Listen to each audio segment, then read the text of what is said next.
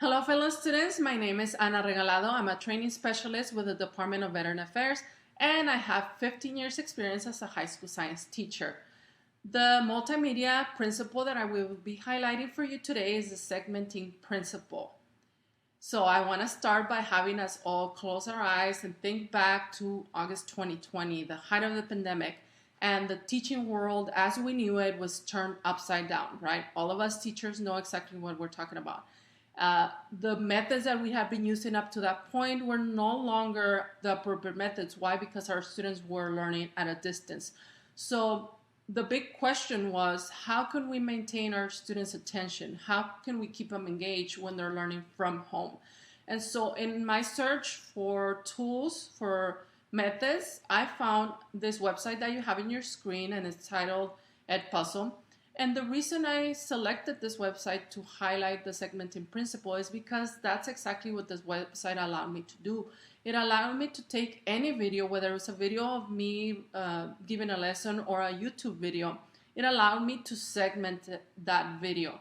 And it allowed me to preset these segments for my students. Not only that, but on the other side of the student, it allowed them to be able to pause the video, take notes, to rewind, to rewatch. So it gave my students the control of their own learning. They could learn at their own pace. So let me go ahead and show you some of the features. One of the things that I really liked was this search bar up here, because you could type any topic that you can think of, and there might be already videos that other teachers uploaded and that other teachers already put segments into. So that was a big time saver for me.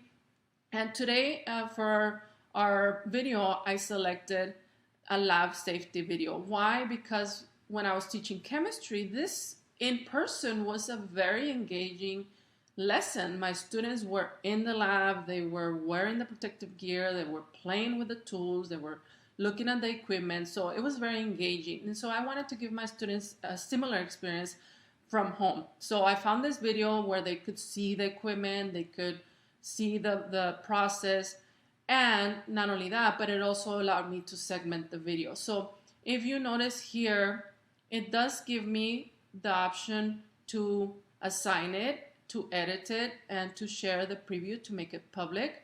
And when you edit, this is where you would actually create the segments. Now, how do the segments look?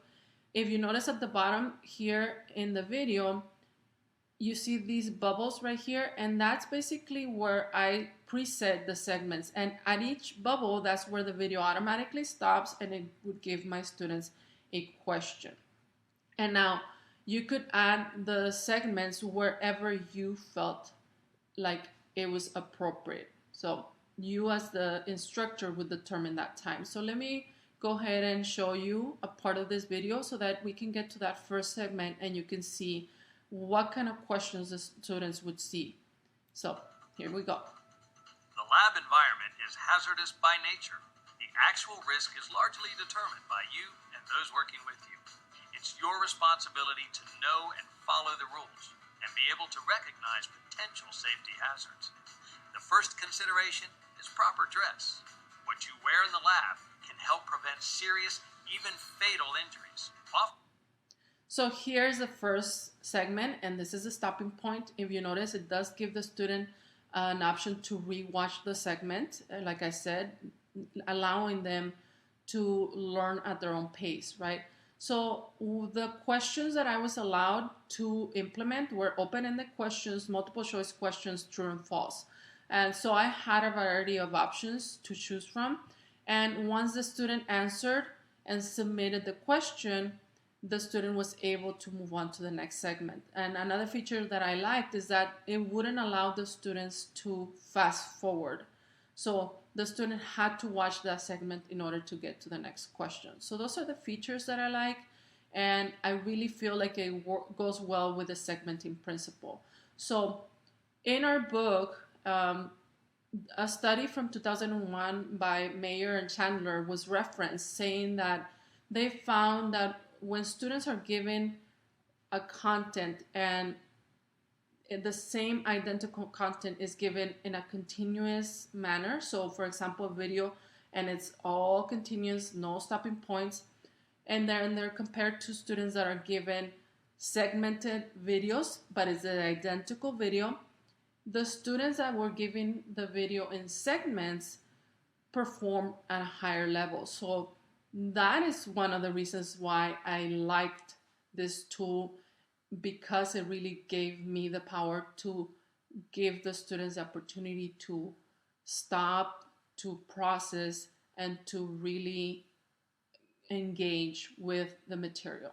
So that's the segmenting principle for you, and I hope my tool that I presented is useful, and if you've never used it before, then now you have another tool under your belt. Thank you so much.